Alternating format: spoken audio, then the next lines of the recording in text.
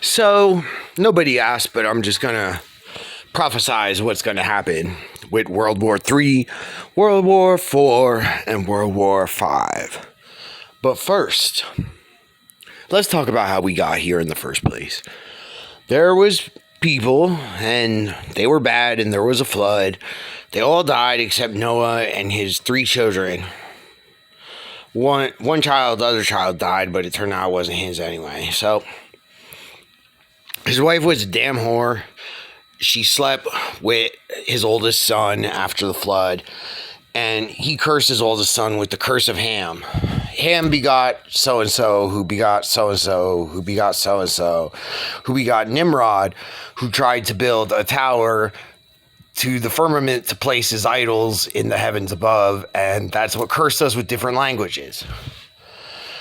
So it seems that the curse of Ham has been lifted because the people of Ham want equal rights, and they basically sort of got them. And it seems like the curse of Nimrod has been lifted because everyone kind of understands each other now. We all kind of speak a couple words of English, and that's the basis of getting to know each other. It's possible, and it's possible for Ham to have equality. It's all possible now. But now we have to go through World War III. Which, first, Russia's going to move to Poland, and that's going to enact World War III. Then they're going to move to Alaska, which they will focus their whole army on and easily take over. Then Alaska's going to go back to being part of Russia like it used to be. Then they're going to have to invade Canada, and we're going to send the army in NATO to protect Canada. But at the same time, China's going to attack the West Coast with, battleships and stuff and invade the coast like they used to. They found samurai swords on the West Coast. This all happened before. Then they're going to nuclear bomb or whatever. It's really just carpet bomb. It's no such thing as nuclear energy. It's just a bunch of bombs. But they're going to bomb this shit out of the West Coast. Fuck that whole shit up.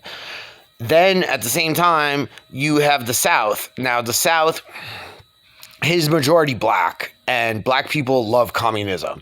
We don't know it's called communism. We call it socialism, or welfare is more accurate. But we love welfare, and we all want a welfare state. So you're going to see Cuba, Venezuela, and La M, which is Mexico, MS-13, attack the South as the black people also attack, and then you're going to end up with a Soviet, democratic, socialist, communist, southern United States. At the same time, in the Northeast, they're going to have the protection of England and NATO, and nobody could fuck with Pennsylvania because there's more guns than people there. So it's going to enact all-out tribal warfare and race wars all over the Northeast. While at the same time, you'll see pacifist Quebec and the indigenous Canadians be sort of indifferent to the whole war, which is going to form what I call Neo-Canada, which is basically from Pennsylvania to Nunavut or whatever the Inuk town is called, all the way in the Arctic. And then you'll have communist Russo-China or Rachina in the West Coast. And that will be the downfall of America. You'll have the Southern Democratic Soviet Communist Socialist Black Republic of Southern America, Neo-Canada, and Soviet Russo-China. Now, China is going to gain tremendous power, and as being the sons of Japhet, that is going to upset the sons of Shem, because the sons of Japhet will always follow the sons of Shem. So you're going to see Russia and NATO form back an alliance with the Middle East, our half-brothers, and then we're going to have to attack them from backwards and all invade China. So after that's done and we put the Chinese back in their place, then you're going to end up with sort of that's the Fourth World War. Now, the Fifth World War is going to be sort of a war of the minds and sort of a war with the inanimate objects and the algorithms and Skynet, the world police, which will just sort of be cameras and computers and droids that arrest everyone. And when we fight with Skynet, that will finish the Fifth World War, which will end in Arabic victory, basically a Quran alone victory, where everyone understands the truth of the Quran, that there is only one God, and that there is a higher power, God, and nothing else. And they stop or at least try to stop the worship of idols and the solipsistic worship, and come back to the truth and the true meaning of life, which is to, multiply in the land and be fruitful and nurture and grow in your mind and not just in material goods. You end up like this in a room filled with fucking Supreme and Stussy and Travis Scott, and you spent fucking hundreds of thousands of dollars for nothing. But at the end of the day, I think the American culture will reign supreme. And what I mean by that is by the end of the Fifth World War, the whole world is going to look like America.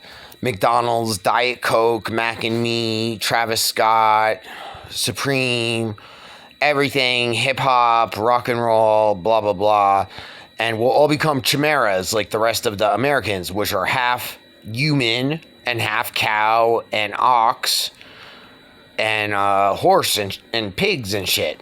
So we'll end up in the fifth yuga, essentially, after the Fifth World War, where we have world peace and everyone's part human and part animal, and we live off the land, and it's kind of like the days of Adam and Eve in the garden, but, a tremendous multiplicity, and maybe we'll find peace with the jinn, the demons, and work together and somehow get them off the loose energy and onto some kind of positive energy. And that will probably last, as prophesized, for 1,000 years until, the devil is loosed again and harvests the army of Gog and Magog from beyond the Antarctic Ring to come and destroy the Middle Earth. And afterwards, shortly after the trumpet is blown, and boom, the end of the Earth realm. We're all permanently in heaven or hell. So that's my prophecy. My name is Alex Costa, Quran alone Alex Costa, not the fashionista, not the DJ, and I stand by it. Peace.